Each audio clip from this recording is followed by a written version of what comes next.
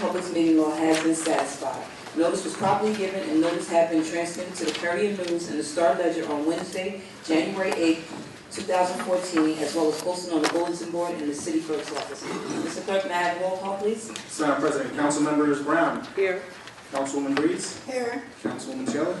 Here. Councilman Storch. Here. Councilwoman Williams. Here. Chairman Reed. Here. Council President Rivers. Here. All members present. Thank you.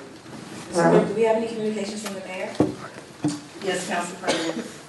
From His Honor the Mayor, correspondence dated January 10th, 2014, addressed to members of the governing body requesting the advice and consent of the appointment of Jeanette N. Hitchhill, 824 Central Avenue, to serve as Commissioner of the Plainfield Housing Authority, succeeding Ricky Williams, with an unexpired 5-year term ending July 1st, 2016.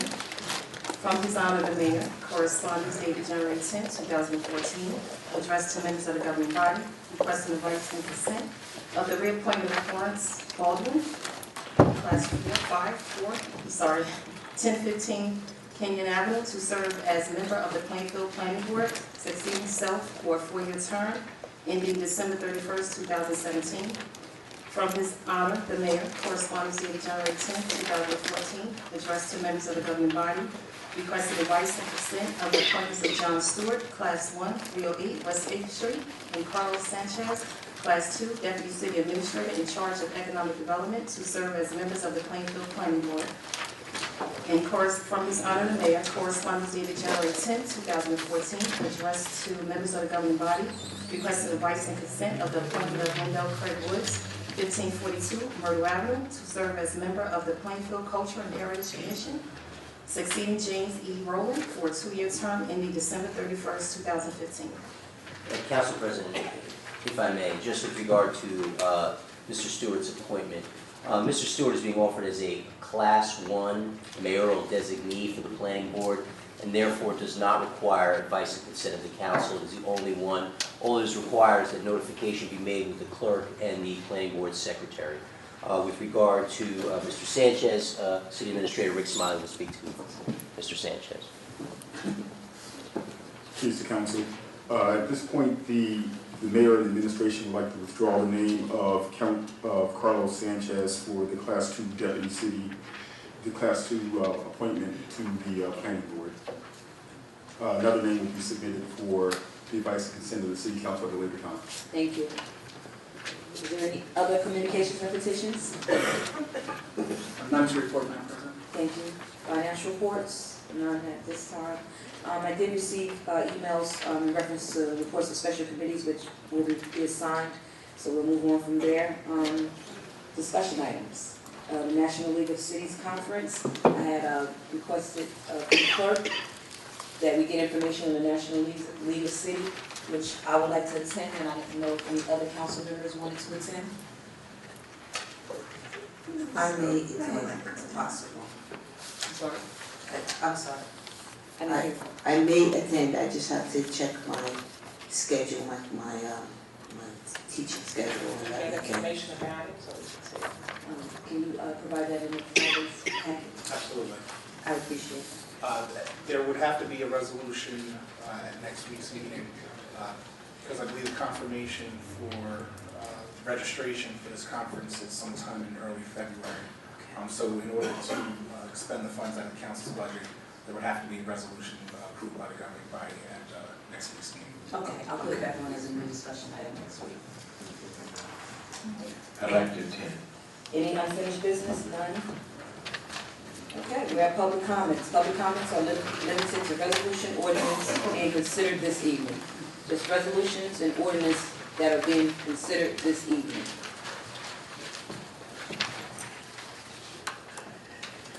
Can I have a motion to go into public comments? I'm sorry. You have a motion to go into public, and since no one came to the mic, may I make a motion to close the public comment? Wait, give us a chance. No. That's not how we do this. Can I have a motion to go into public comments? So moved. So moved. Second. All those in favor? Aye. Any opposed? Any abstentions? Motion carries. The floor is now open. Now I'll make my motion to close the public comments since I didn't see anyone get up to come before the mic on the resolutions that's on the agenda tonight. Make a motion to close. So moved. Second. All those in favor? Aye. Any opposed, any abstention, motion carries. Now turn it over to the committee of the whole. Good evening, everyone. It's always a pleasure to see you.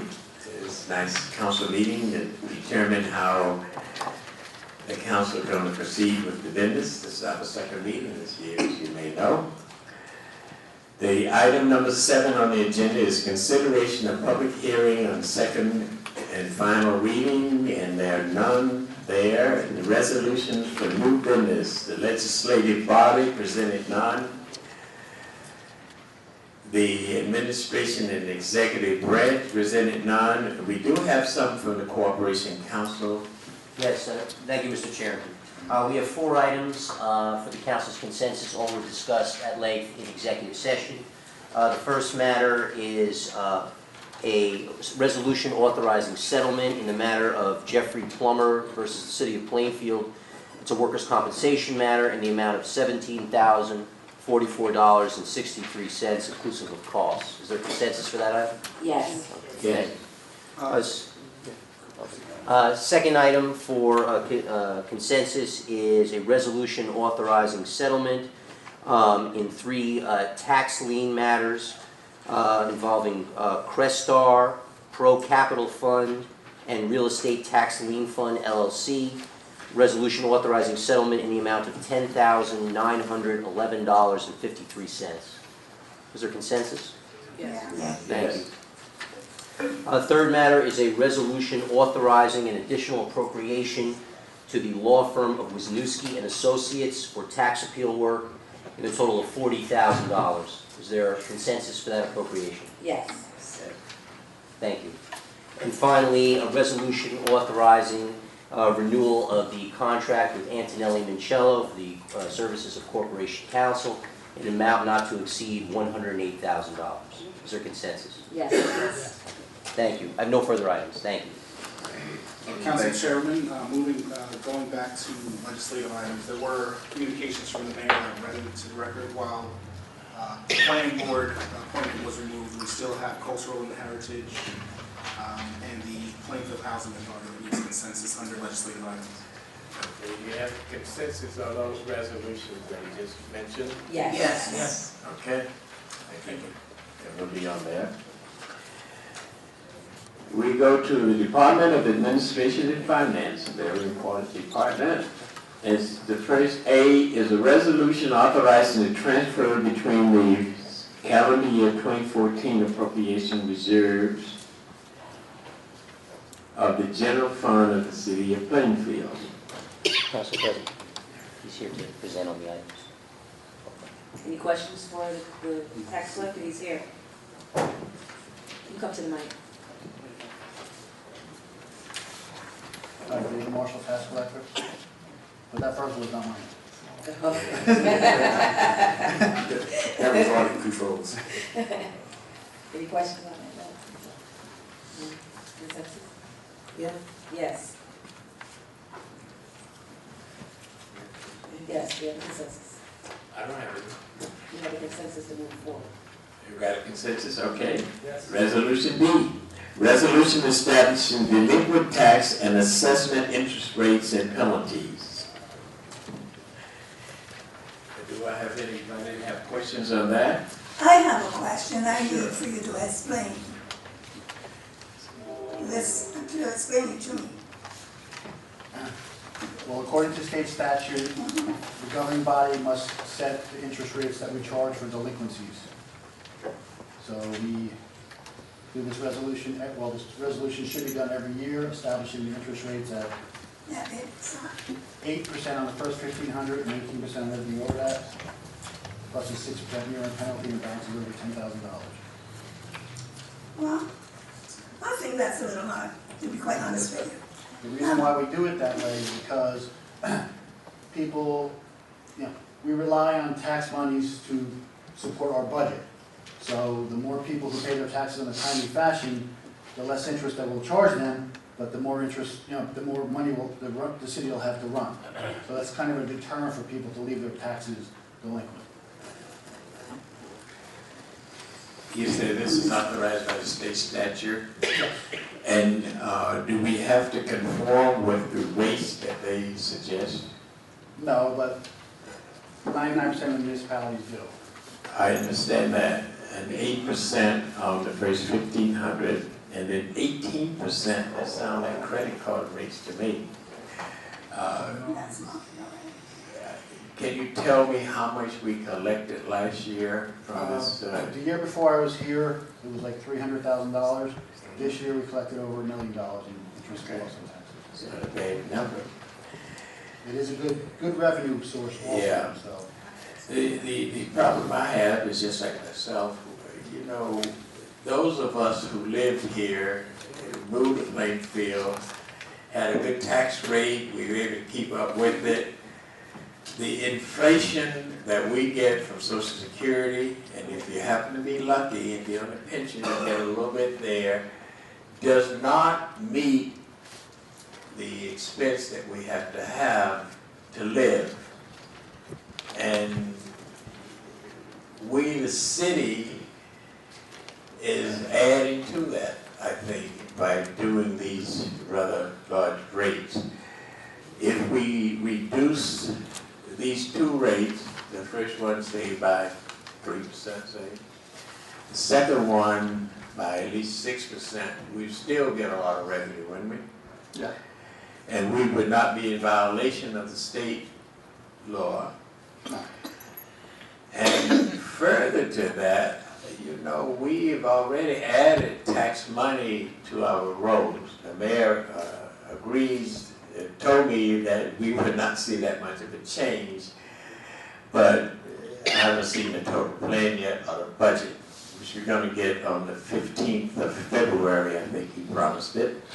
I would suggest that we consider lowering these rates somewhat to show our citizens, especially the citizens that made this city, that's been here, that purchased back when the gag was released from us in the 60s. It was a gorgeous place to live. It was an accepting place to live, and we all moved here. And now it's getting out of control, and we're adding to that by penalizing people. You see, when you're on retirement, you don't get bonuses, and you don't get all this stuff, and you get old, you can't work. They won't hire you. So I would suggest that if you would go back and figure what a reduction that we can live with and what the effect would be on our tax rate.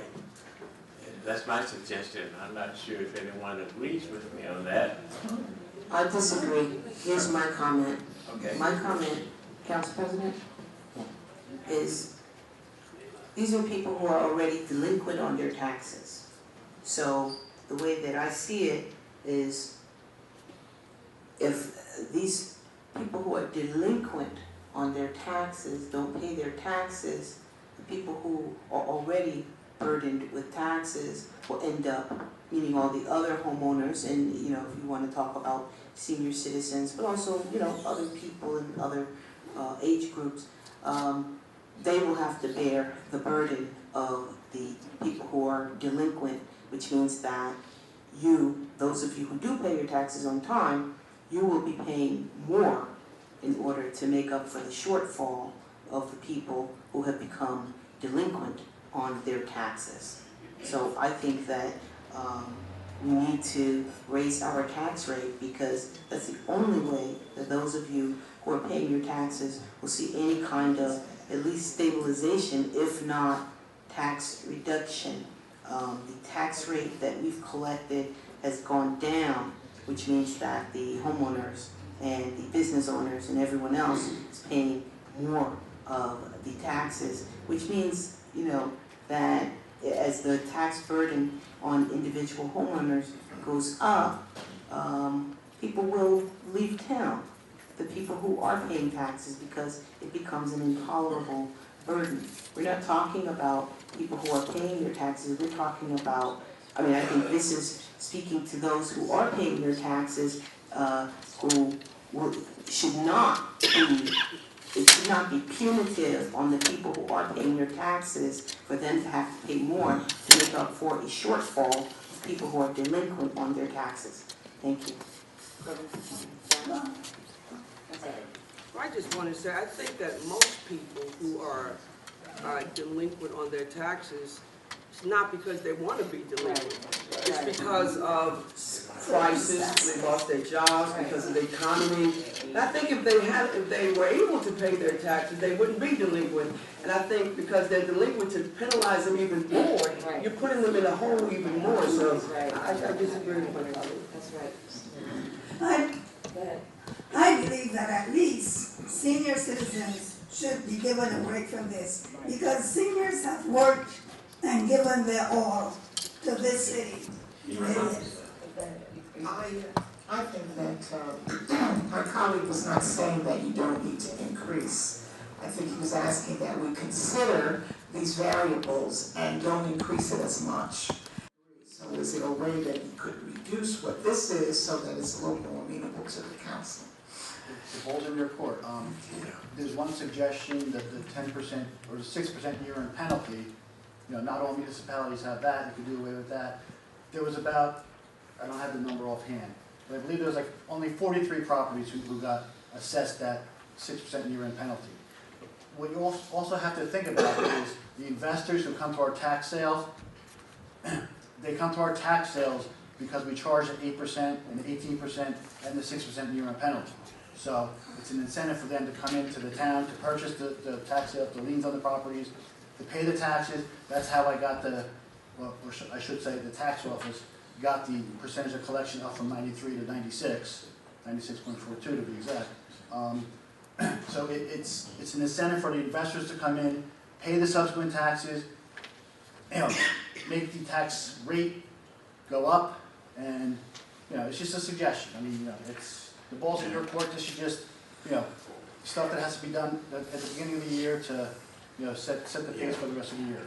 I don't agree that the delinquencies cause us to raise taxes. We're not talking about raising taxes here, are we? I think you misunderstood me. I said the percentage of collection. No, I was addressing my colleague who says that this causes us, the burden falls on the people that are paying.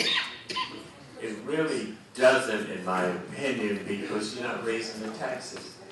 I hope that we can hold, the mayor will present a budget and the council will consider, similar to the last 5 years, the total amount of money increased in taxes was 28 cents. If we can hold our taxes down, in fact, I would suggest this year we shouldn't raise the taxes at all, because I don't know how many people do oil. I just got 2 deliveries of oil, $3.52 for heating oil, which is so ridiculous in my opinion, but you gotta pay it because you gotta have a house hot. There's no way that you can keep up with your taxes, your heating, and your maintenance of your facilities on Social Security, and it's getting worse on pensions as well. I have suggested to our legislative body that we change the $250 that people get off their taxes at the end of the year. I think it's $10,000 you can raise above your Social Security. It should be higher. It's a state statute, though. There's nothing you can do. I understand that. That's why I suggested to a state legislative body to discuss it at the state level. I'll reinforce that tomorrow. I'm going to Trenton. That we should have it at least a livable number. That $250 doesn't really mean that much on your taxes when you're paying $8,000, $10,000 a year, and you become Social Security wise. So my suggestion is that you look at those rates, come back to us February and say, here's what will happen if you reduce it by this percentage and that percentage, and this is what we'll collect. Okay, thank you, Councilman Reed. I want to hear from the city administrator. I want to defer, I'm sorry? I'd like to defer to the mayor first. Council President, it is the position of the administration, and we will encourage the governing body to adopt this resolution as presented because it is in the best interest of the city. If you were to take a survey of the other 564 municipalities, I can almost guarantee you that every one of them will be adopting or have already adopted a resolution at these levels that are being proposed. Furthermore, I would add that if you don't do this, you are creating a disincentive to prospective investors who normally come in at the time of a tax sale to purchase these liens so that we could get the money that delinquent taxpayers have not paid to the city. And so by not setting these interest rates at these levels, it will be a disincentive to prospective investors. And by setting the rates at these levels, it also encourages people to better live up to their obligations. I understand that some people have difficulties, but this is what is common and standard practice for very good reasons across the state of New Jersey. And we want the tax collector to continue to increase the tax collection rate, which he has been doing that since he came in as our tax collector. So I think for you not to adopt this or consent to it going forward at these levels will not be in the best interest of the city. And so I ask you to give it the consideration that the administration would ask you to get to it. Thank you, Mr. Mayor. You know, I stand up here and hear us comparing all the cities, 564. We are Plainfield. And we should consider Plainfield citizens. That's what set us up here. And, you know, if I lived in Scotch Plains or Fanwood, especially Fanwood, I may agree that I should pay this amount, and they probably don't have any tax increases. But here in Plainfield, we have a lot of citizens, as I mentioned before, that finally got out of places that they want and come to this nice little city of Plainfield. Raise their kids, they had them, and live comfortably. When I bought my house, it was cheaper for me. And now my house is probably worth $200,000 or $300,000, but when I bought it, it was $17,500.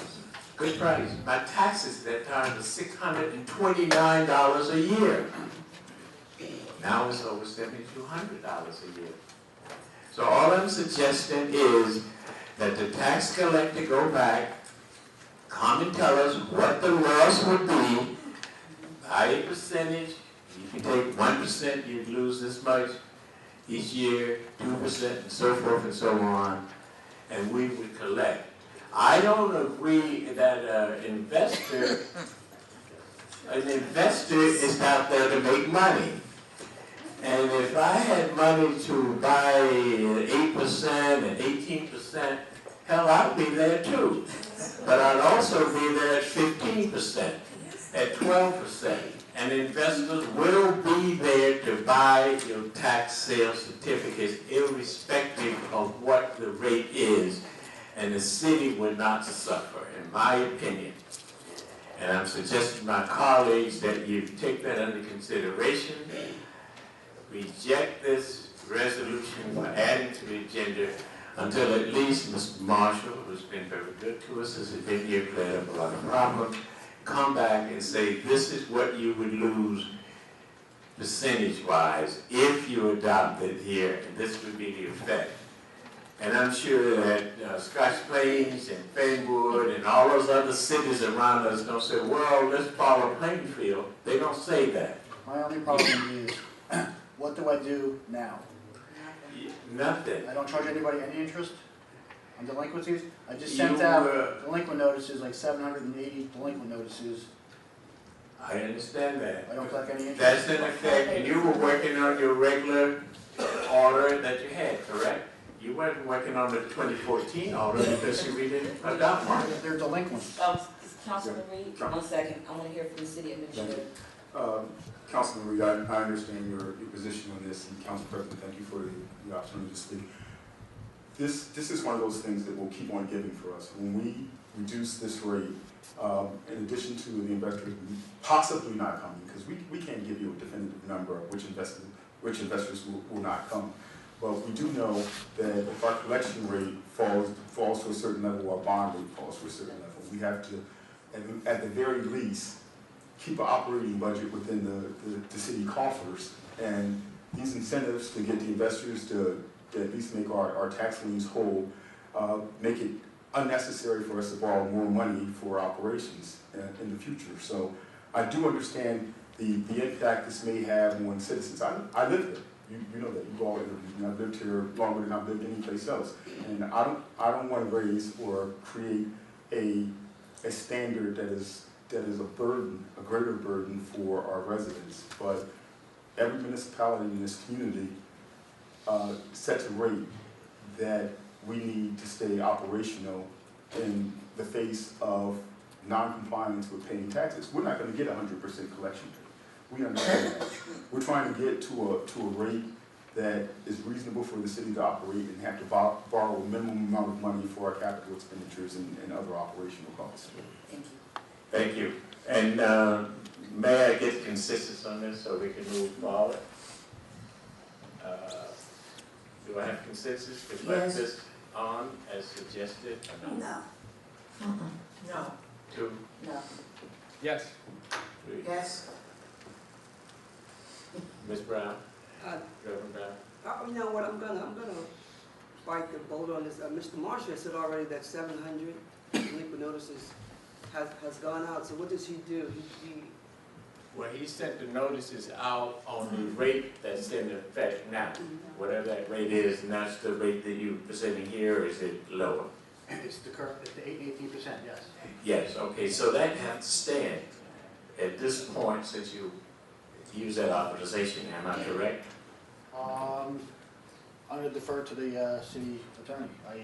This puts us, honestly, puts us in a situation that we had not prepared for. Mr. Marshall had set the rates at statutorily, the maximum allowed statutorily. We'll have to confer with tax counsel to see the impact that has with regard to all these delinquent notices and get back to the council. It's a situation that we did not anticipate because this has been passed every year. So we will go back and look at the impact legally that it has on the city, and I'll have to report back to you. Okay, thanks. Is there consensus to move forward? Wait a minute, We're waiting for Reverend I'm still confused. I mean, people are going to come in tomorrow, pay based on my delinquent notices. What do I do? Do I not accept their money? This is just like Accept the the money, if it's adjusted, you can always refund if you credit, can't you? You've done that It's before? kind of just like the temporary budget situation, where, you know, it's, I understand your concerns, however, can we think about this for next year? No, I want to think about it for this year. This year, it's there, and I'm sure that your ability to handle taxes, you'll work What it I out. think Mr. Marshall's trying to say, though, he has no legal authority now to collect any amount of money on these You don't delinquent collect notices. it until That's what we he's saying vote by on it virtue of the next council month. not taking action, and that's his concern. Then he can send out notices next month, can he? At the rate we set. He's got it, we have to set a rate. That's comfortable for everybody. Why is the rate changed, Council President? Yes. Is this the rate that it was last year, Yes. the year before? Yes. So why is it, Every year you're supposed to put a resolution up to council for them to approve the statutory rate, 8 and 18% and 10%. and we've done that every year? Correct. So I would just ask my colleagues what's different about this year, if this is a standard operating procedure that we have done every year. And we see that Mr. Marshall, his work and the work in his office, have been slowly trying to, many people, if they're delinquent, they will pay. We're not, some people are not at this, you know, it may be a matter of $50 for somebody to pay a fee if they're not that delinquent. But I think that the bottom line is, if we don't collect the money that is owed to us, we as a city will sink, because other people will have to take up the burden. And I'm looking at several of the seniors here, and some people are nodding their head. They already feel overburdened, so imagine if you have to pay even more. Some of the delinquencies are probably absentee people who don't even live here, who have not been paying their bills, who have abandoned. We can't, look at a few hardship cases. There are hardship cases, and those can be dealt with on an individual basis. So if there are people who are absentee landlords, who own properties here, who have not paid their taxes, we and our residents, who we all care so much about, are having to pay for those folks. At a certain point, we have to do what is right. And this is something that we've been doing, so I don't understand what makes this year different from the past. Well, I can tell you what makes this year different. Councilman Reed, 1 second. I believe that we're sticking up in the best interest of all our residents, not just a certain few. There are a lot of residents that do have hardship, and they can't afford to pay their taxes. So let's not say that we're not sticking up for all residents. We are supporting all residents. So let's not say that. Council President, That's what I'm saying. if I may, this leaves, we have, and I understand the debate that's going on amongst the council, this leaves the tax office in an incredibly precarious position. May I recommend a recess, because I think that we cannot allow this to not be voted on this evening. I believe we need to, for the sake of the tax office. We're not voting it, we're putting a resolution on for consideration next week. No, and I'm saying we're My having a recess. suggestion is that we do not put the resolution on until you take into consideration a modest proposal. I'm saying go back and look at these different rates and bring back to the council what you would collect at these lower rates. And this is 2014. And those of you that are working a good job are fortunate. Those of us that are not working anymore and can't work anymore are not fortunate, and we've got to take that under consideration in Plainfield. Council President, this is the agenda fixing session, and any item that does not get consensus will not be on next week, absent. It can come back on as new business With 5 votes. with 5 votes. So it can come back on next week with 5 votes. So you do have time to reconsider without us recessing and bring it back next week. Do you have consensus to move forward, Councilman Reed? Mr. Reverend Brown was giving her vote. I'm going to bite the bullet and say, yes, put it on, because we always can come back to it. And Mr. Storch? Yes. Yes? No. No. No. And I'm a no. No. Okay, so it doesn't go on. Please, take into consideration what I suggest. Come back in February and you will get a raise. And the taxpayers that you send notices out, if they come in and pay the fee, resolution authorizing the cancellation of small credits and or balances on various tax accounts. Do I have consensus to put that on? Yes. Anybody object? No. D, resolution authorizing the appointment of Dave Marshall, CTC, as the official tax search officer for the city of Plainfield in accordance with NJSA 54:5 through 11. Anyone have any objections on that? The only question I have, Mr. Marshall, we appointed you that last year, correct? Yes. Okay, so you were there. Put this on Yes. consensus? Okay.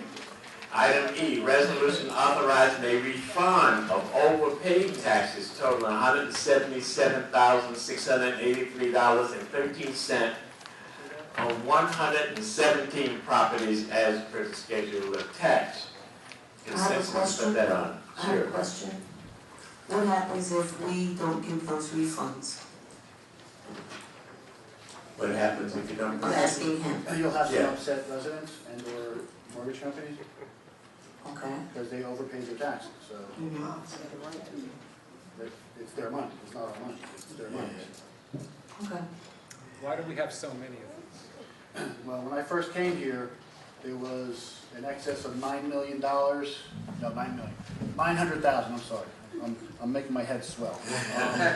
I got it down to like 200 and something thousand, so I don't believe, I don't want to throw the old tax collector under the bus, but I don't believe she did any overpayment refunds, that I could tell, so that's. So, yeah, this has been on before, we had another wave of these. And I Yeah. believe when I asked the question, I got the impression that we were pretty much done with it, but it doesn't seem like Well, we're done. in December, because of the change in administration and there was no director of finance, I wasn't able to put a resolution up in December. So this is pretty much covering December. So what can we look forward to in the future? We can see a lot more of these? There's going to be tax overpayments every time, but not this much. 117? Not this much. 117 properties. Right, right. It should not be this much, no. Okay, I'll remember that. Quote me on that. You have consensus to consider that next week? Yes. Thank you. Item F, resolution authorizing adjustments on two tax accounts due to state tax appeals totaling $7,150.32 in tax reductions as listed on the tax schedule B. Consensus to put that on. Yes. Thank you. Under Department of Public Affairs and Safety, I have none. Under the Department of Public Works and Urban Development, none. And item 9, introduction of ordinances on first reading, and ordinance 2014-01, an ordinance to amend and supplement Chapter 1, Article 1, General Provisions, Section 1:1 through 15, authorizing charges for copies of public records and fees and other services in the municipal code of the city of Plainfield. Do I have consensus on that? Yes. And do you want to hear from anyone regarding that? Thank you. That'll be on. I have one thing that I need to put on, Council President. I was approached by today regarding the 5K walk. We had a presentation last meeting that they wanted to do a date of October 11th. And it's my understanding that the fire department and the police department has reviewed it and perhaps sent it to the person requesting it, but did not send it yet to the tax collector. The reason that he would like to have this date confirmed next week at least, I'll let him know now, is because he has some corporate sponsors that want to give grants, and they are planning their activities now for the money that they will allow to go into this idea.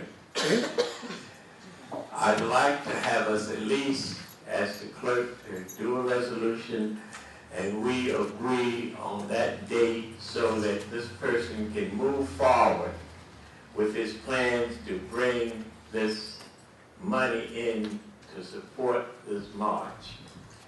Councilman Reed, I Ron. did speak to the clerk and they did receive it today about 4:55.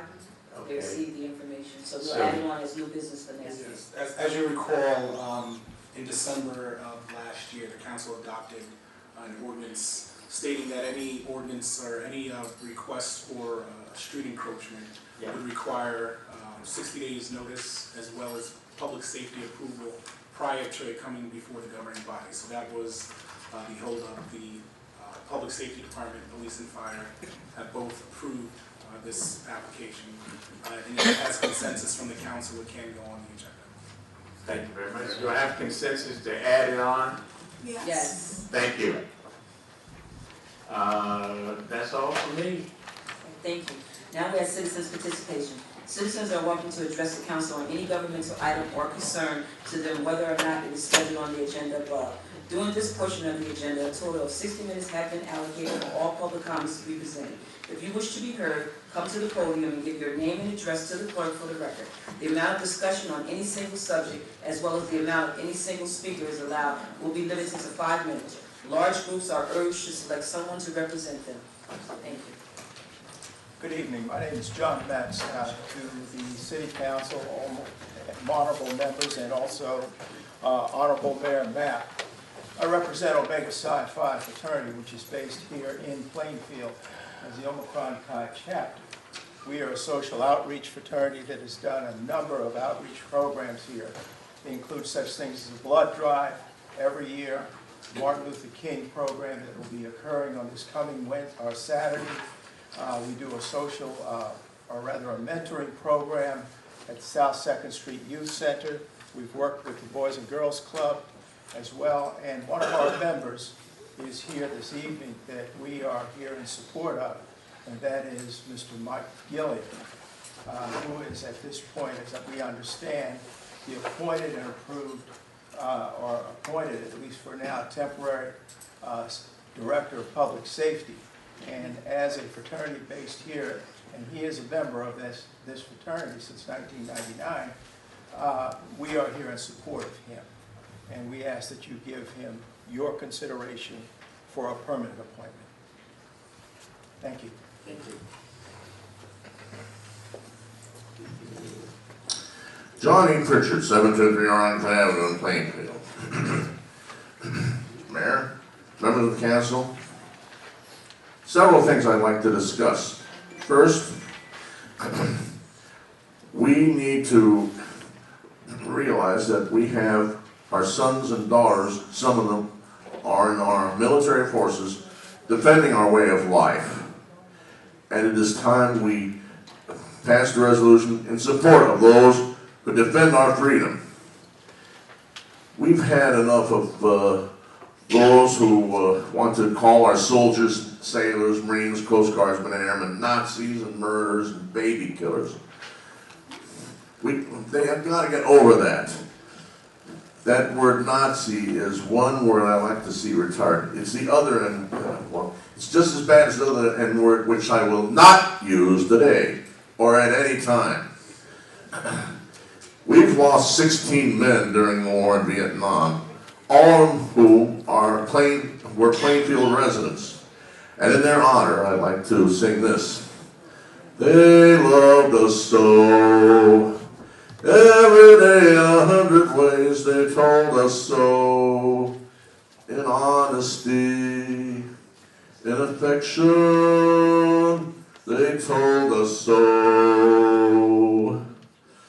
They loved us so. Every day in 100 ways they showed us so.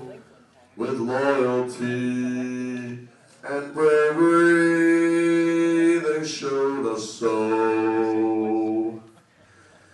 They were our defenders and they kept us free. They took an oath to guard us and fought for liberty. They loved us so. And we should know, for we love them so. Finally, on Muhlenberg, we need to reactivate Muhlenberg Hospital. We do not need an apartment complex at that site. That is a no-no, and we better make sure that we get a hospital reactivated. JFK is a hellhole. Mayor Mapp and Councilman Reed visited JFK, and they rightfully described JFK as a hellhole. It's time we made JFK lay square eggs. The sooner that's done, the better off we all will be. And also, we need a hospital, we need it badly, and we need it right now. We need just a hospital that is capable of mission, just like we have to have a police department and a fire department that are both capable of mission, rescue squad, EMSs, and Muhlenberg can be, again, an economic engine which would power this city. Mayor Mapp had, in his inaugural address, want Plainfield to be the greatest city again, like it was in past years. And one of the things we can do is that we reactivate Muhlenberg. We reactivate Muhlenberg soonest. And the sooner we activate Muhlenberg, the better off we all will be. Do I make myself clear? Yes, you will. Yes, John.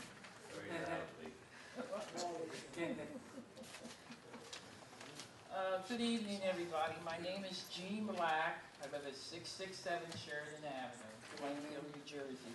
The question I have to ask, I didn't get an answer on when the taxpayer man was here. Now, this is 013. If they come in with their money tomorrow, can he collect it or not? He can collect it because it's not 14. Okay. And if you overpaid, you'll get it returned. Yeah, that's the question I wanted to know. Can he, like he said, will he be able to collect the money if I went in there tomorrow? Another thing too I want to ask, and this is a subject that seems to be forbidden in our town. There's a lot of store churches here, a lot of churches in Plainfield. And this is what is weakening our town a lot. Because I know it's the rule, they'll never pay taxes. But if we could get taxes from the churches, we really could be doing better in this town. We have a hell of a lot of churches in Plainfield. And I think it's a shame. It really is. And if people won't agree with me, I'll probably put my neck into it, but I just think we should have less churches, more money in the town. Thank you. Oh.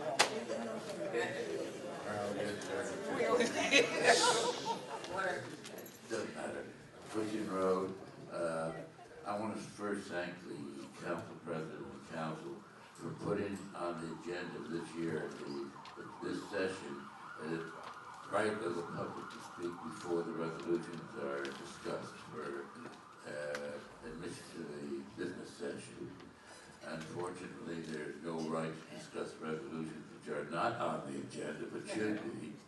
And no, I was going to do that at this point. However, this discussion that went on tonight about the tax interest rates on delinquent taxes disturbed me very much. Plainfield is not the federal government. We cannot continue to borrow money with no intent of ever repaying it, but just raising the debt limit like the federal government. We have to have our money to pay for it. And there's only one way we can get it, and that is through taxes. And if there are delinquent taxes and they increase being delinquent, then the rate has to go up for those who pay taxes. And obviously, this is going to increase the number of people who are going to leave the city because it is impossible for them to continue to pay more taxes. I think that perhaps, and I don't want to think this, that members of the council are being self-serving in this discussion. We all are elderly citizens. I get Social Security. Unfortunately, I have to pay tax on what I get. I get double tax because I pay tax on my savings, which I have to take out and pay that. But the taxes are a way of life. There's only two things that are certain in this life, and that's one is death, and the other is taxes. And if you're going to be charged the same rate of interest or a similar rate of interest as you have in the past, why the heck are you objecting to that? Thank you.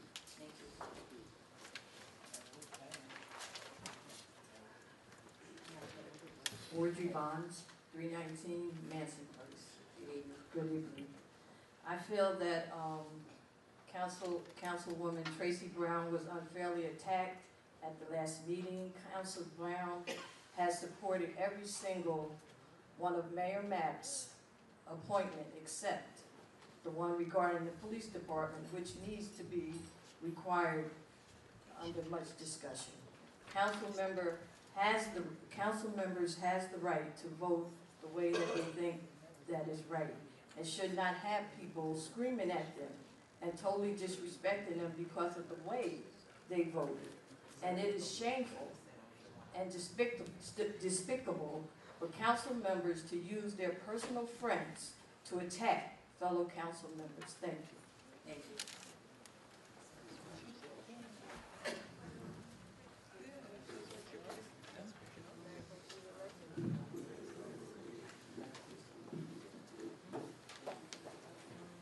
Sidney Felamy, 315 Sumner Avenue, Plainfield, New Jersey, 07062 1745. Members of the City Council, Mayor Matt, friends and community members. I hadn't planned on attending this meeting, but circumstances have caused me to change my mind. At your last council reorganization meeting at the high school auditorium, there were many things that were said about me to you in executive session and in other private meetings which I was not invited. At the conclusion of the reorganization meeting, council members made comments about my being nominated for the Director of Public Affairs and Safety, to the effect that you received disparaging information about my character and leadership.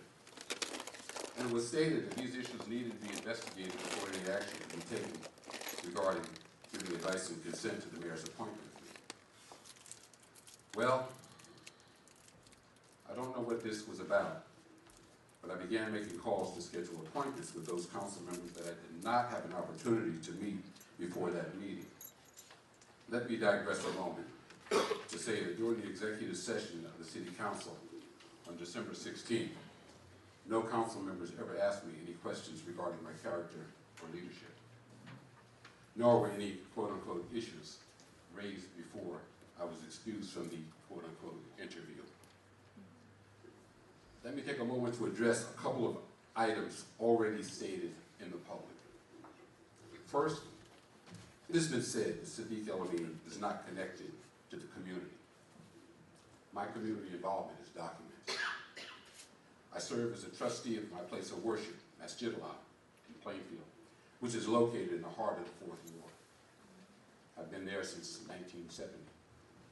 I serve as a board member of the Neighborhood Health Services Corporation, formerly the Plainfield Health Center, also in the Fourth Ward, which services over 28,000 insured, uninsured, and moderately insured patients in Plainfield, Denelli, North Plainfield. My wife and I are administrators of the Muslim Community Soup Kitchen in Plainfield, which has been running since 84, 89. That serves over 60 free meals every Saturday from 1 to 2 p.m. to people who are in need of food. This past Thanksgiving, we gave out 36 turkeys to citizens in the Fourth Ward alone. My wife and I have a preschool childcare center in the First Ward that serves 30 3- and 4-year-olds since 2010. Before all of this, I served on the educational support team with Dr. Ron Lewis, the former school superintendent in the 1970s. 2 years before I joined Plainfield's finest police division, I coached the 8th and 9th grade football teams. Some of those players are adults in Plainfield here today and still refer to me as coach. Second, it is said about Sadiq El-Amin that he's disconnected from the rank and file of police officers and has been out of policing for 3 years. I'll address this from 2 aspects. The first is that since about 1994 or 1995, I've been an instructor at the Union County Police Academy, known as the John H. Stanwood Police Academy in Scotch Plains. Twice a year, I spend 2 days at the police academy teaching all the new recruits, not just those from Plainfield. They come from Elizabeth, Galway, Linden, Rutgers, Jersey City, Port Authority, all new recruits. So from that time on, every Plainfield police officer that has attended this academy has had me as an instructor. Connect. Now when you reach the level of lieutenant, captain, and above, yes, you do become more distant from the frontline officer. That is because now your job responsibilities change and demand that you deal with more policies, reports, and the supervision of fewer direct reports to you, such as sergeants and lieutenants. But depending on your command assignment, your unit may be small enough that you have direct contact with first-line officers in your unit. The second aspect is about being disconnected from policing. Since about 1998, I've been attending law enforcement executive training conferences, initially at my own expense. Further, I've had my own initiative.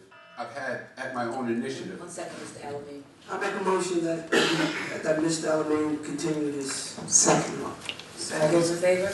Any opposed? Any abstention? Motion carries. Thank you. Further, at my own initiative, I sought out other advanced training courses and workshops to increase my knowledge to enhance my career.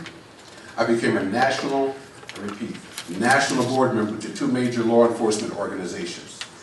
Even after my retirement, I continued to attend law enforcement executive training conferences with the National Organization of Black Law Enforcement Executives, known as NOBLE, and the International Association of Chiefs of Police, the IACP, at my own expense.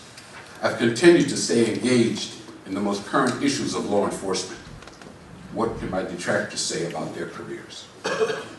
I've been told that the fire division has an issue with me, but in speaking with some of their union officers, I was told by them that in a meeting with the mayor, they told him that they would support whomever he picked for Director of Public Affairs and Safety.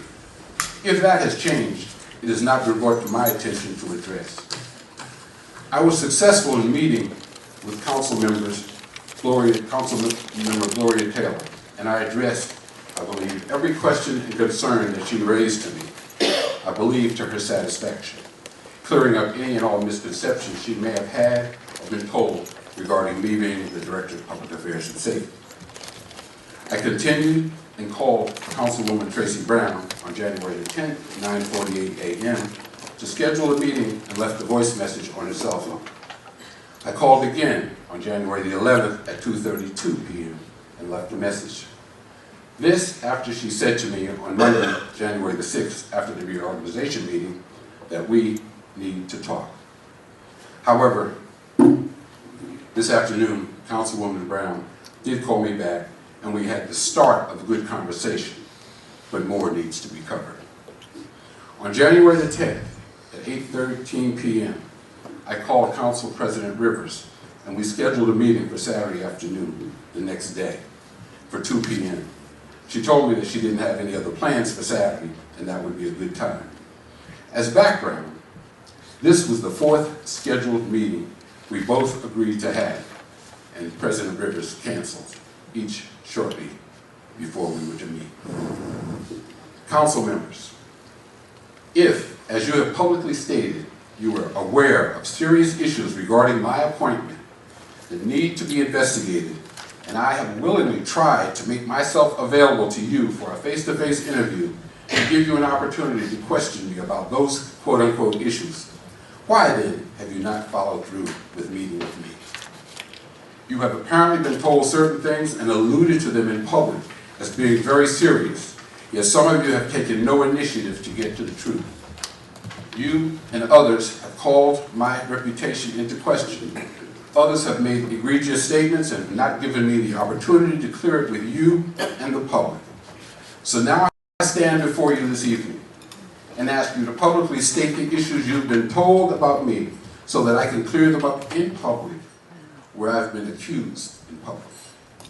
I'm a professional law enforcement executive, and as such, I deserve to be treated in a professional manner. If leadership qualities are to be called into question about me, what does the behavior of some of you demonstrate? Each of you, with the exception of Councilwoman Taylor, received a letter from me in November while you were attending the legal municipalities in Atlantic City. I included in the envelope my professional resume and a 2-page listing of professional references of law enforcement executives from across the country. Not one of them has been contacted by any of you. Yet the citizens of Plainfield are under the impression that you are conducting an investigation of the quote-unquote issues. Someone asked this question of me, Sadiq, why does the PBA union feel about you the way they do? I could only answer that you will have to ask them to tell you a reason. I continued by saying that if it's just their feelings, then trying to answer the questions would be like trying to grab a piece of a cloud. You can see it, describe it, but when you reach forward and close your hands, there is nothing there. The same goes for fog. Everyone has an interpretation of a cloud, of what a cloud may look like, but no one has yet been able to touch it, weigh it, or describe its texture. So where does that leave us, Council? Where does that leave you? I stand here before you as a physical being, a professional being, not a cloud, not a fog, and not a feeling. I can be examined, weighed, and my texture can be felt. I'm asking you to begin your investigation here and now in an open forum, since you have insinuated that there are major issues to be resolved. Or call for an executive session tonight and conduct your interview of me in closed doors. Either way is fine with me. After all, the public too would like answers. Thank you.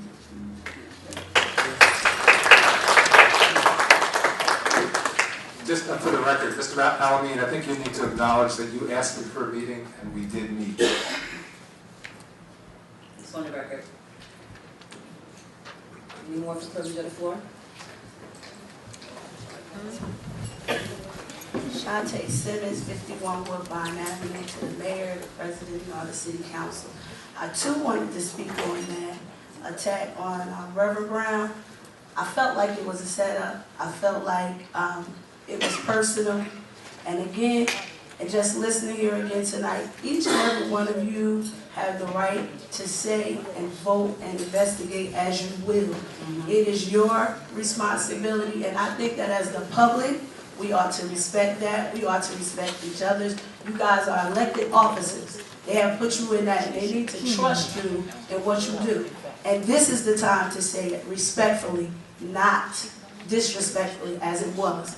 That's my first comment. My second one is a good one. I would like to thank you, President Rivers, along with the city council and those city residents. My family had a fire last year, and the city stepped in and did well by me, and I appreciate it. I want to thank you publicly, and that's my final statement. Thank you.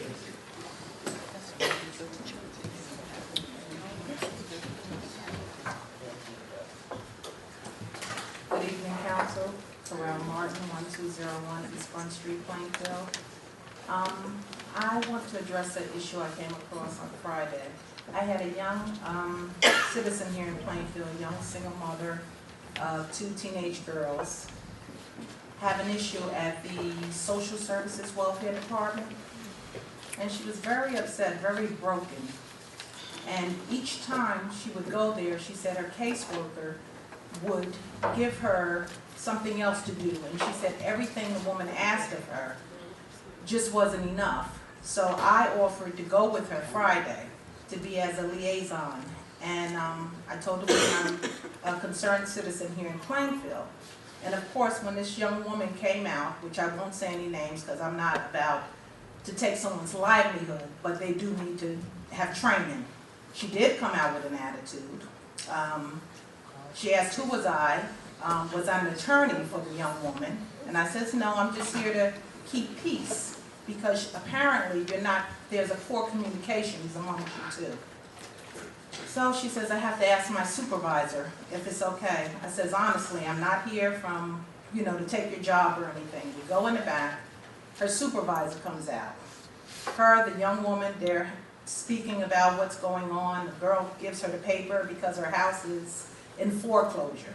So she says, I'm just getting the paper because the bank just, had given it to me. The lady was still somewhat rude. She says, I don't go back and forwards with people. I says, but let me hear your side. Let me hear your side. I told them both they need to have a little bit more respect. So she goes, gets her supervisor. No disrespect, but it was like dumber and dumber. Okay, go get your supervisor. Now her supervisor comes out, the supervisor. She sits down, listens to the young lady for 10 minutes. Her name was Miss Eagle. A pleasure. She tells the woman, go get the TRA, temporary rental assistance. Why did it take that boss 10 minutes to go get a form to help this young lady to find a place to live? She was so demeaning to this young lady. It was horrible. And she got up and walked away. She was angry because she couldn't put her in a shelter, because that was one of the comments she made also. Well, we can put you in the shelter, you and your children.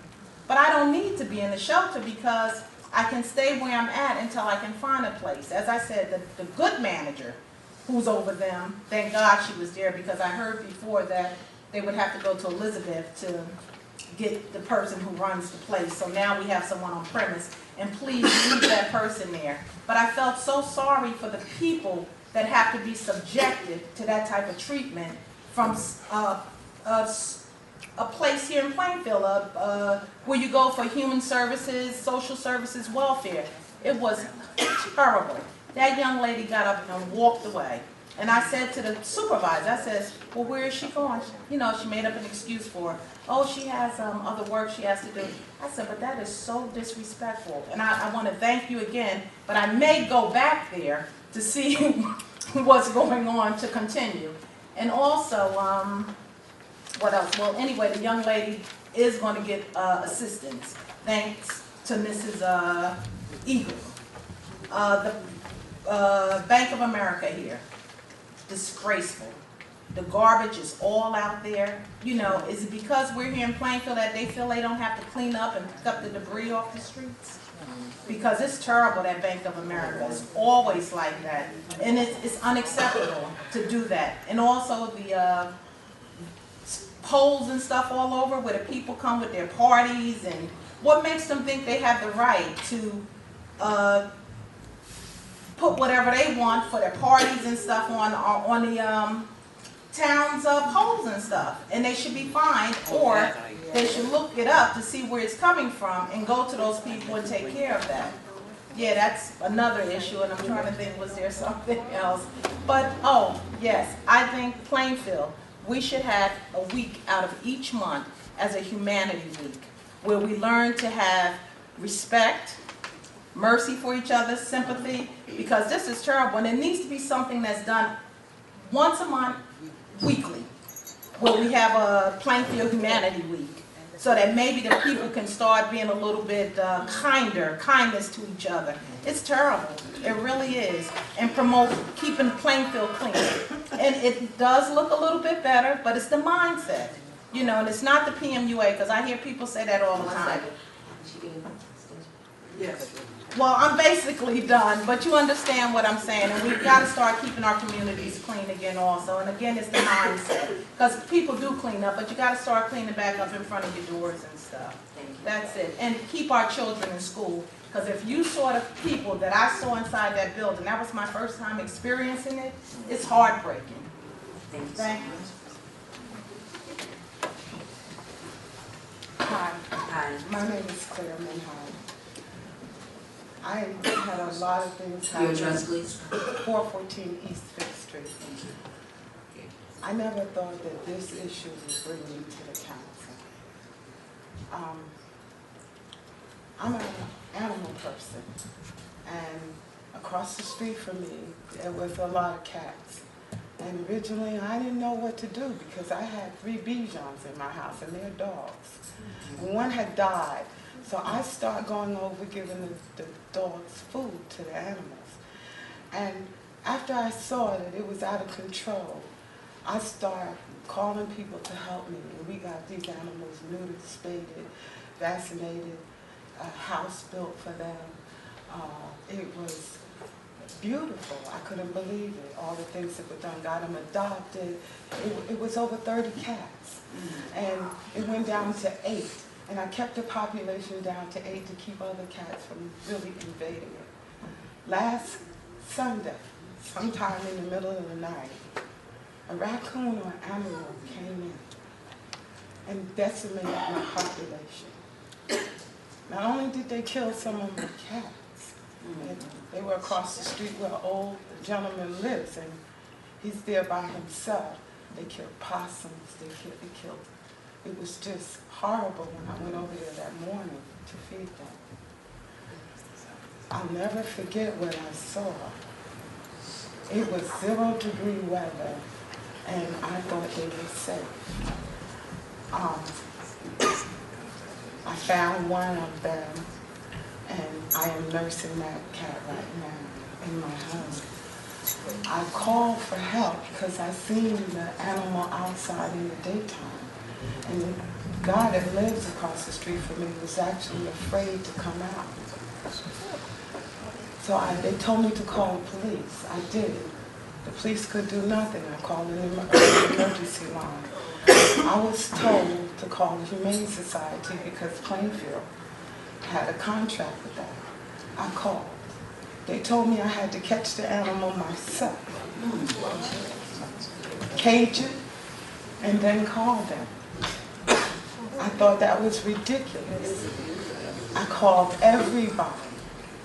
The last thing that I was told that I could rent the cage from the Humane Society for $60 and $4 per day. And if I see the animal caught, then I call them and they come and get it. Now I've called Fanwood, Westfield, I've even called Newark.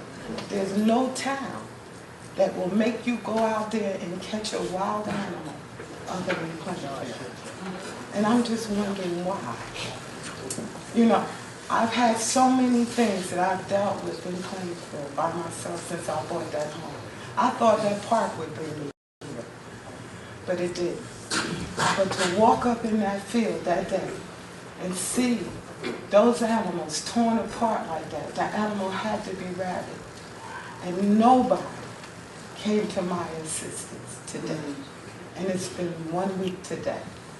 And I'm asking that something has to be done because we as residents should not have to go outside and try to trap a wild animal. When the cats were first trapped and neutered and spayed, I was amazed. So many people came out on their own and donated money. I take them regularly when the truck comes in front of City Hall and have them done. I can touch all of them. For me to walk on that land and see them torn to pieces like that, even a possum, then that animal was wild. When I looked out the window and seen it outside again, I said, he's outside now. He was outside a whole hour. Nobody came, nobody did anything. I am asking for your help because I think that's a foolish law. And we have a contract with Humane Society that we need to do better. Because I'm never, ever going to forget that as long as I live. And I do not think that that is my responsibility to go out there and trap a wild animal. The liability is crazy.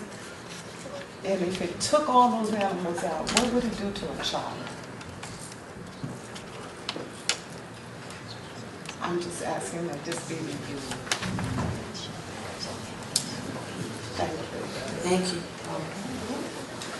City Administrator. Ms. Manhart. Hi. I'd like to follow up with you and get some more information from you. I'd like to look into that for you. Thank you. Thank you so much.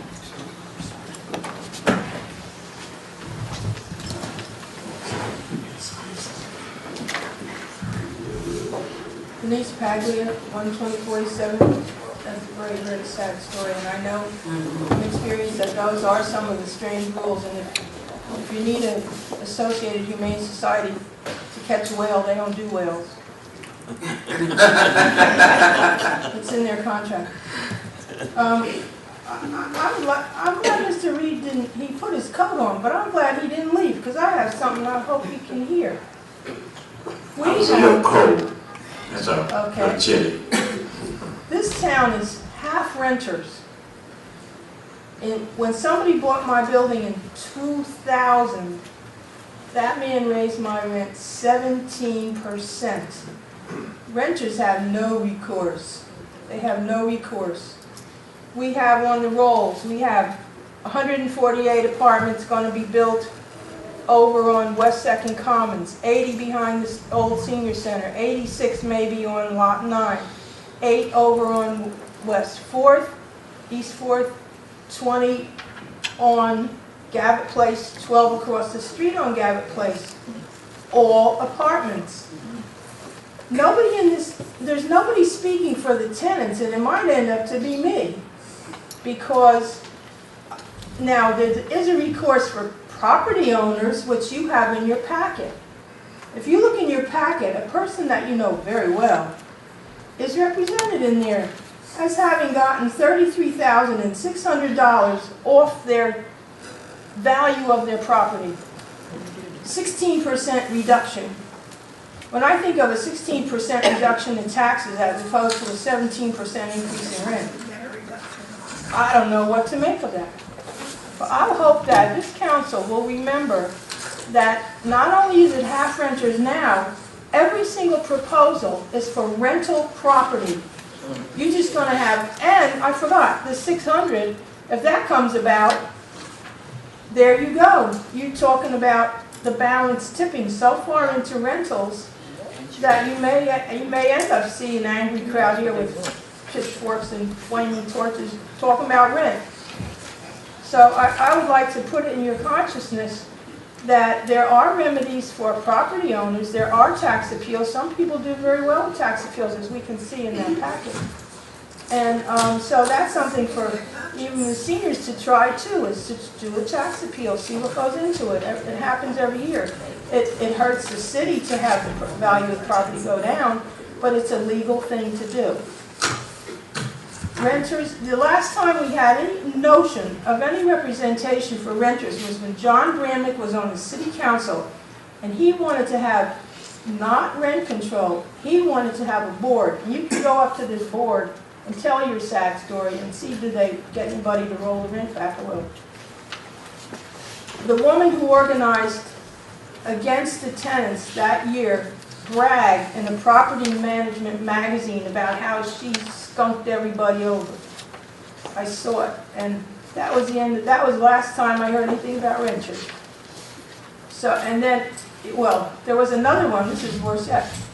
A woman who spoke out and was very active in a tenants group. She ended up to have an apartment from a landlord, and she ended up at a location with the street address of 666, which I thought was very strange. But she shut up. So please, think of the renter. There's a whole lot of us out there. Thank you.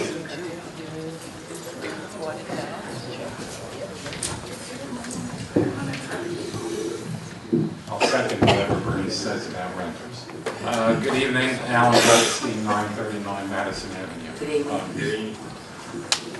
I don't know what's going on with the police department, and nor do I want to guess. I haven't spoken with any of the individuals. I've met a whole bunch along the way. I was even actually introduced to a contingent from the state police department who were shown to me to be the perfect potential candidates. But from what I gather and what I sense here, this is not all this bickering and whatever is going on behind closed doors between this person and the other person. It doesn't sound like it's very healthy, either for the police force or for the community at large. So hopefully you spend a good amount of time getting this thing settled so that the person who is ultimately chosen has the respect and the clout to get done the important things that need to be done. Now, the reason I came up this evening, as I've written in one of the blogs, concerns the appointment of Mr. Stewart to the planning board. I see this as a big potential conflict of interest.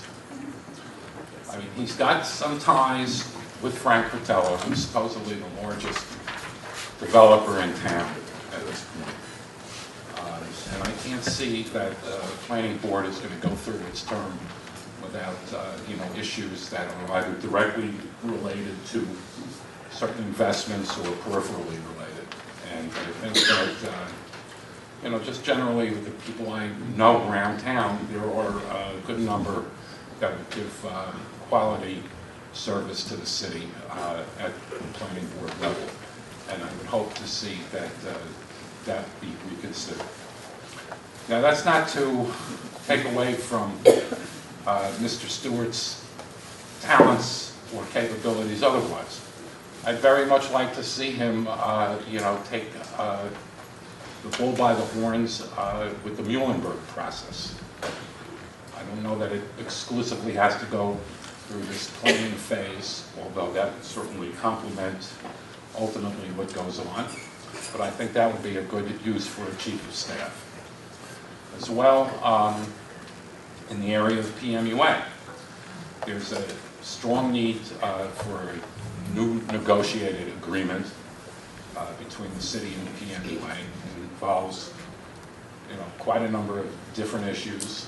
That would be another area that I would like to see a chief of staff involved and take, some control over. And another area that was brought up quite a bit in the transition report is in the area of social services and recreation. Trying to get to a point that we reach more people, we network better, we have more effective programming. I think that a great deal can be done in that particular area, and a great deal of it would be of great importance to making sustainable forward improvements within the city. It's obviously not, any of this is, not all that simple, but I think these are some areas, where having that extra administrative staff would be advantageous. However, I don't think that the planning board is really the place, to start feeling things out as far as that goes. So that's really what I wanted to say, and thank you, and let's hope for a very merry and helpful, joyous, and prosperous new year. Thank you. Thank you.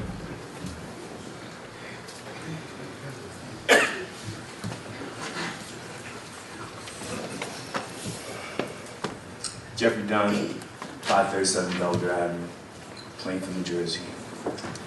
I'm here to represent Ms. Joletta Riley, who is Employees Benefits Specialist for Legal Shield. Legal Shield engaged into an agreement with the City of Plainfield at the end of November of 2013 with the approval of the City Attorney and the administration. There has been a statement made to the payroll department, which emailed Ms. Riley and said to stop, that we will no longer do this. And I just want to share that this is an issue that basically is hurting many people. Because over 90 people have signed up for this volunteer employee benefit for over 181 services. There's two parts. There's legal services and identity theft. But I want to say to you that these items and this payroll deduction is not a luxury, it's a necessity. See, there's people who are having challenges, people who have legal issues that they can't do by themselves. They don't have sisters, friends, or lawyers that they can ask questions. They have legal matters that need to be dealt with. And a number of these individuals who have got this service on their own, at their expense, at no cost to the city, have used this service, and used this service for things that they needed, not wanted. What kind of services? Those services can range anywhere from anything from a lease, dealing with tenants, or issues in regard to estate issues, or will issues, or motor vehicle issues, or child support issues, or separation issues, or adoption issues, or school issues, or contract issues, or consumer complaints. I can go on and on and on and on and on. But these needs are needed by individuals who cannot afford and who cannot have access to legal services. This is an employee benefit, again, that costs nothing for the city. And all we're asking for is a payroll deduction. The thing I want to point out to you also is that I would love to have some of the employees come and speak about how this service has helped them. But they're somewhat intimidated by that whole process for a variety of reasons. Their jobs. Of course, I can't say, won't say, and not going to say who they are for that reason. A number of these individuals do not have bank accounts. You say, they don't have bank accounts? Yes. And see, that is an illustration of where some people are. You say, wow, don't have bank accounts? Yeah, don't have bank accounts. Don't have credit cards. Don't have debit cards. That's why we have so many check cashing places around here in Plainfield. You think they're here for nothing? They do very well because there is a lack thereof. And again, these individuals have issues. So what I'm asking the city council is to bring this up, to allow this payroll deduction that already exists, that is already engaged. Deductions have already been made. I want to give you a quick story to illustrate. One young man, 20-something years old, has a 3-year-old son. He has had a problem with the mother of the child and has moved on to another relationship, and the mother has left. And he is separated from his child. He used to see his child every day, and now he couldn't see it for a whole year. He needed a lawyer. He can't afford a lawyer. A normal lawyer will cost you $300 an hour. This service costs $300-some-odd for a whole year. It doesn't solve all the problems, but it gives you access to ask questions and to guide you along to get things done. This is just an example of this service. Employee benefits, that's what it is, an employee benefit. To help our employees not worry about their lease, not worry about their other legal matters, which could be anything from child support, or it could be a will, or it could be a lease, or it could be a foreclosure. It could be a number of things. It could be an investment. It could be anything. It could be a purchase of a car, or a consumer complaint, or an issue with just about anything. Note that this service cannot be used against the city. So let's get that out your mind. They cannot sue the city. I ask you to consider this. If you have any information I will offer in reference to further details, I'll give it to you in detail. Ms. Riley brings it to me, email it to you, and give it all to you so you can review from further details. I thank you for this time. I ask for your compassion. Please think of the employees of the city of Plainfield. Thank you. Council President, I have a question for Corporation Council. Sure. Okay. This legal shield, I think the speaker was saying there are employees who don't have bank accounts or something. I don't know about that, but I just need to clarify. Is this legal shield, is this like prepaid legal, one of these services where you pay in advance? Yes, exactly. Okay. It is exactly. It was originally called prepaid legal. It's now called legal shield. It's the same company. Okay. Yes, yes. It is the same company. It's reformed as Legal Shield. There are some others, right? Legal Zoom. I know there are some of those others that, because I use a different one. Okay, so go ahead. And I'll just explain. What Legal Shield was looking to do in the city of Plainfield was to use our payroll system to deduct the cost of Legal Shield out of individuals' paychecks every 2 weeks. Okay? We're in no way saying that these individuals cannot use Legal Shield, but Legal Shield was looking to do that. In order to do that, that would require an indemnification agreement from the city council. And last year, there was no consensus by this council to do that.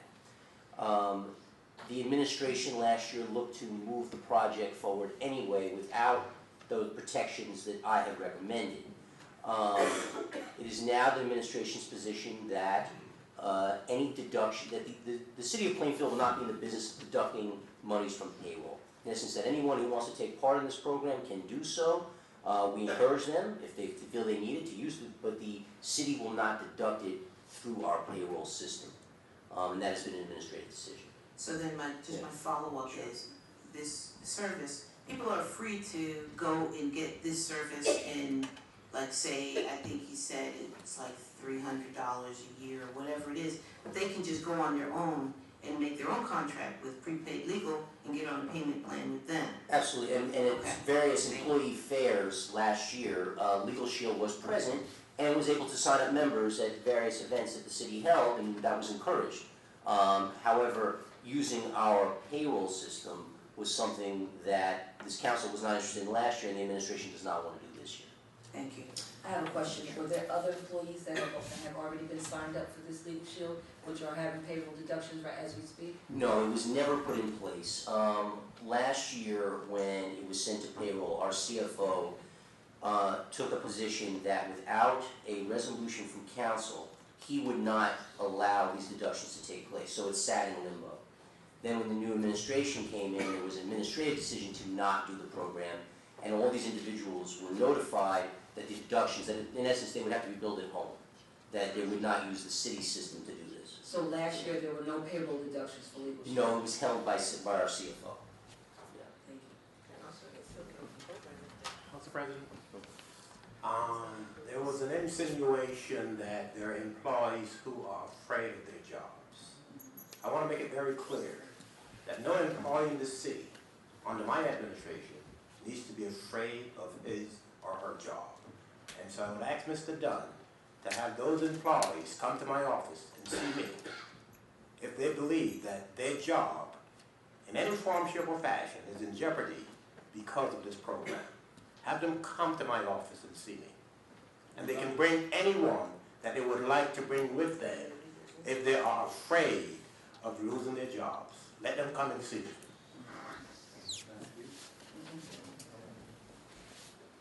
Any more? Folks up front? Yes. My name is Maisie Rumley. I live 972 West 6th Street here in Plainfield. I've been in Plainfield since 1952.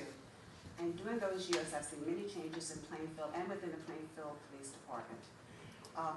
I'm reminded as we go into celebrating Martin Luther King's birthday that one of the very last things that he did before he died was to support the union. Mr. Gayum, he is a supporter of the community. He has the education, the experience, and also the support of his fellow officers, and I believe that should be respected. Okay, thank you. Thank you.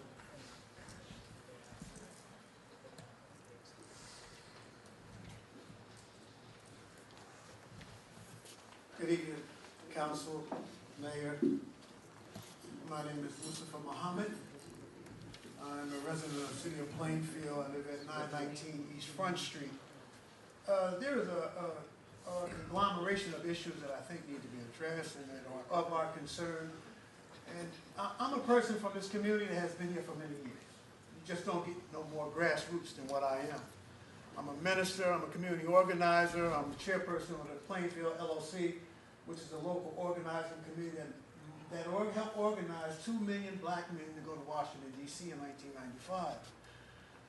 There's a couple of things I just want to touch on just briefly, and Veronique said was so wonderful, and I think Plainfield needs to consider rent control. It very much does. So I think we need to put that on our agenda. There's a couple other things, and I thank you, Bill Reed, so very much for being so strong and standing up in regards to not just going along with so many other districts and municipalities are doing, because that's just not the way to go.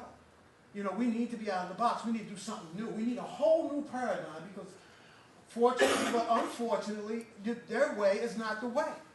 These are tough times right now. When I lived in Plainfield, when African American in Plainfield were 85% of the population.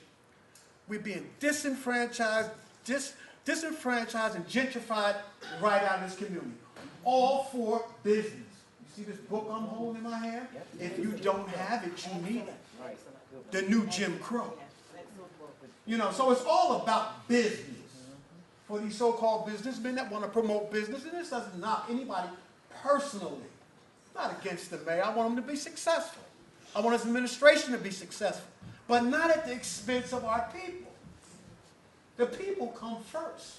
You're servants of the people, not servants of businessmen. And the last that when we checked, our bond rating was doing quite well.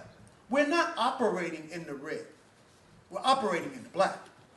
$1.9 million over last year. We looked at the orders. So we just need to look at things very, very carefully. So I pray for this governing body. You need to be strong in helping this mayor and his administration. You need to be this brother's keeper. You need to be. In helping our community. So addressing taxes, our seniors, of course, they need a reassessment. We need abatements for seniors.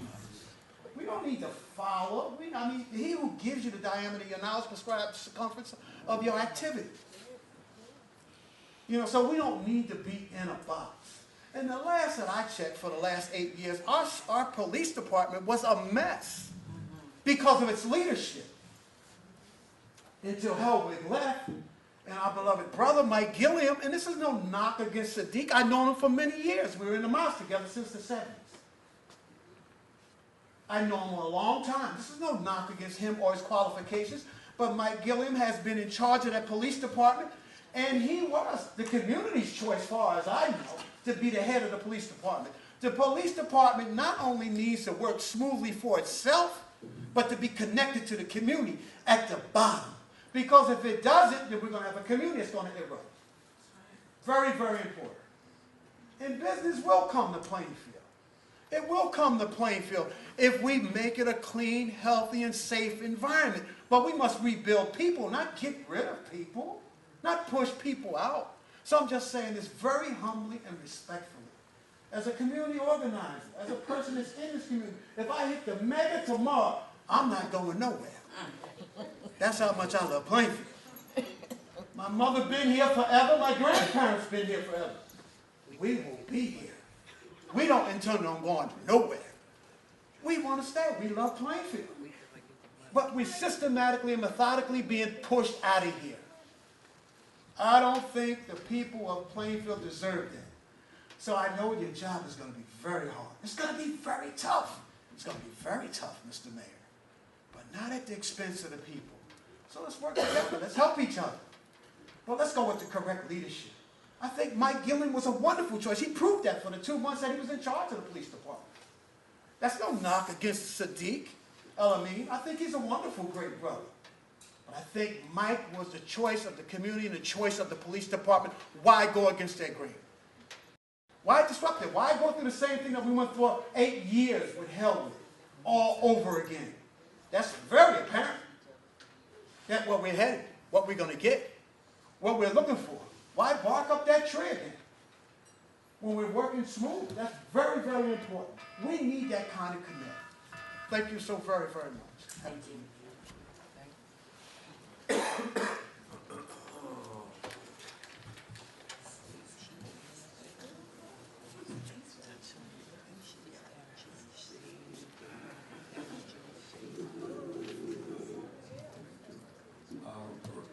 Rashid Abdul-Haq, 1272 Park Avenue. Sadiq El-Amin will make a good director of public safety. He's a good administrator. He lives in Plainfield. So many of our administrators don't live in Plainfield, and here we are giving them cars to drive back and forth to work. Are we going to give the mayor a car to drive to his job in Orange? No, I hope he doesn't do that. We could save a lot of money. These people already have cars, and they don't live in Plainfield like they're supposed to. However, regarding the Director of Public Safety's office, the council should consider abolishing the Department of Public Safety. We know the Department of Public Safety and Affairs. We know the department was created to overcome the problems of racism in our police department. We hired Charlie Allen. When we got enough African Americans, Latinos on the police department, we didn't need to have someone like Charlie Allen there. think we sort of know that. We had one man doing two jobs, Mr. Elwood. These problems don't exist today. We could save a few $100,000 if we didn't have this Department of Public Safety. Captain Gilliam lives in Plainfield also. He should be given a director's job. I believe he will help morale. It'll never be perfect, but I think he'll help that.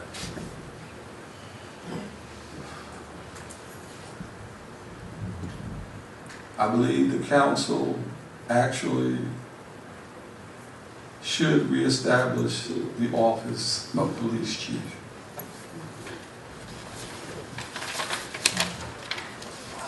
The police officers need to be able to aspire to that office.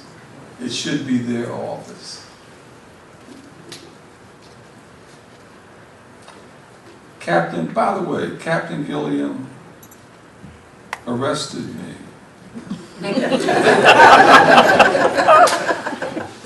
during an argument I had with my wife. But he was only doing his job. And I think it made the whole situation a little bit better. Somebody told me that Ron West was rehired as Director of Finance.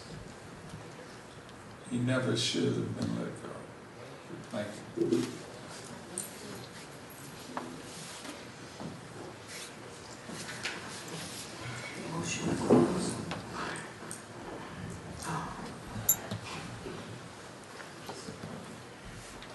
Roland Muhammad, 1117 North Avenue. Good evening. Hi everybody, it's good to see the council. It's been such a long time. And as Brother Mustafa had said, you know, Mr. Reed, stay strong. All the council, stay strong. You know, we got some rough days ahead. As I look on the cable channel and I see one Plainfield, one future. That sounds good. But we have to start doing more for the people. Ms. Taylor, whom I have known since Hubbard School. And I had asked, I said, now is that the same Ms. Taylor that I was in her class in Hubbard, Lee, Bernard, and Carl Lewis? We used to have games of chance, and every day, Ms. Taylor, we thought we would be getting over, but she's up there writing our slips. Right in the very beginning. But you know, I like to talk about our youth. You know, like Brother Mustafa said, he's been here for many years. My great-great-grandfather, my great-grandfather, my grandmother, my mother was born here. My mother was born here. My grandmother came here as a little girl with her mother. And then her mother and father came up here from Virginia. They lived on 22. Well, there wasn't a 22 when they came. There was nothing but, you know, a dirt road, front street. But what I'm saying is when I was coming up in here in Plainfield, we had places to go, the youth. We have got to do something with our youth. We have one center that's free in the city of Plainfield, and it's called Hannah Atkins Playground. There's nothing else in the city. When I came up, we had the neighborhood house. We had 2nd Street Youth Center. We had Plainfield Avenue. We had Grand Avenue. And every playground was open and doing something for the youth. We had summer jobs. I say, Mr. Mayor, invest in our youth. Invest in our youth. You want to create jobs? Create jobs for them. For them. And I'm not going to go on the attack. You know, I'm hoping that we can work all of us can work together. But we will be your conscience. I mean, it feels good to be back up in here. It really feels good. We got work to do. We got work to do. And we don't have a long time to do it, because if you keep neglecting them and ignoring them, remember what happened in the 60s? Do you want that again? You're dealing with a youth that don't fear death. It's a shame. They welcome death. They don't fear death. They don't want to live to get old. They told me I was old. I'm 57. They say, you old. I don't even want to get to be 30. You got to give them something to do. They want a job. I grew up in the streets. I wanted a job. When I got a job, I never went back. They want a job. They want something to do. I'm not talking about no after-school parties. I'm talking about a job. You want the drugs off our street? Give them a job. Give them something to do. We take pride in our community. We will clean up our own community and make it a decent place to live. That's our job. So we had, the name Muhammad means warrior, war. And we're going to war with those that are not with us. I speak for the poor. Nobody want to speak for the poor, but we speak for the poor. And that's why I said I take my hat off taxes. I don't even want to talk about taxes. You said 7,000. I'm 10,000. And if I didn't win an appeal for 2, I would be $12,000 in taxes. For what? Thank you. Have a good night.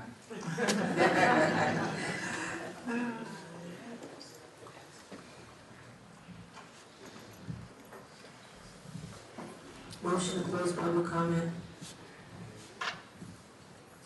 Take a second. Second. All those in favor? Aye. Any opposed, any abstention, motion carries. Motion to adjourn. Second. All those in favor? Aye. Any opposed, any abstention, motion carries. Good night. Travel safely home, everybody.